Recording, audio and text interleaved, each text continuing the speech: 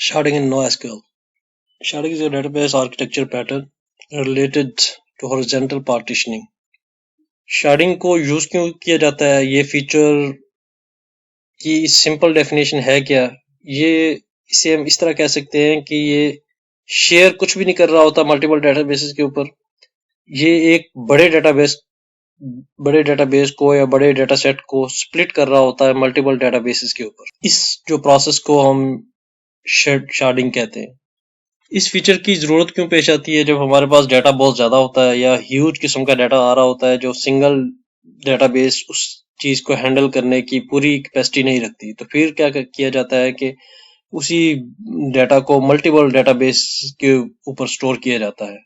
कुछ database management system जो है ना, शार्डिंग फीचर जो कि बिल्ट इन उनके साथ होता है उसके साथ आती है। एक नॉन डिस्ट्रीब्यूटेड डेटाबेस जो होती है वो स्टोरेज कैपेसिटी और कंप्यूटिंग कैपेसिटी की कुछ लिमिट्स के साथ आती है।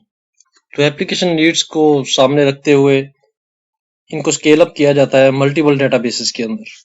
जब कंटिन्यूस स्केलिंग आपके नीड के अंदर आ रही हो तो तब ये फीचर शार्ट्स का आपको फैसिलिटेट करता है कि आप डाटा को स्मॉल चंक्स के अंदर, डिफरेंट नोड्स के अंदर, डिफरेंट फिजिकल डेटाबेस के अंदर जो है ना स्टोर करवा सकते हैं।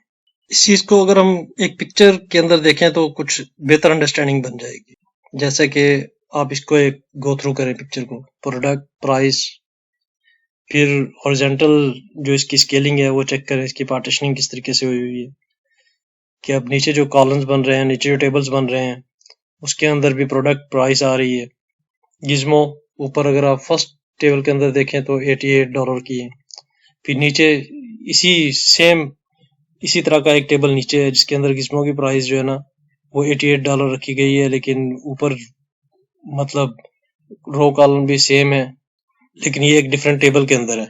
इसी तरीके से कुछ और प्रोडक्ट्स को डिफरेंट टेबल्स के अंदर सेम प्राइस के अंदर सेव किया गया है और उनमें चंक्स की शक्ल में उसे सेव कर दिया उसने। मतलब इसे हम ओवरऑल देखें तो एक बड़ा टेबल है, बड़े टेबल को उसने स्मॉल चंक्स के अंदर तीन टेबल्स में डिवाइड कर दिया है। ये शेडिंग की जो है ना एक बिगर एग्जांपल आप इसे ले सकते हैं कि उसे स्मॉल चंक्स पे उसने सेव करके स्टोर कर लिया है। उसकी रीजंस ये हो सकती हैं कि जो आपकी डेटाबेस है उसकी जो स्टोरेज कैपेसिटी है वो मैटर करती है, उसकी जो कंप्यूट कैपेसिटी है वो भी इसमें मैटर कर सकती है, जिसकी वजह से इस फॉर्म में उसे रखा गया है। इसके बहुत सारे फायदे भी हैं कि क्यूरी करना आसान हो जाता है कि एक टेबल के अंदर क्यूरी करना, उसमें रोज कम होंगी तो इजीली जो है ना रिजल्ट जो है ना फास्ट वे में आपके पास आ जाएंगे।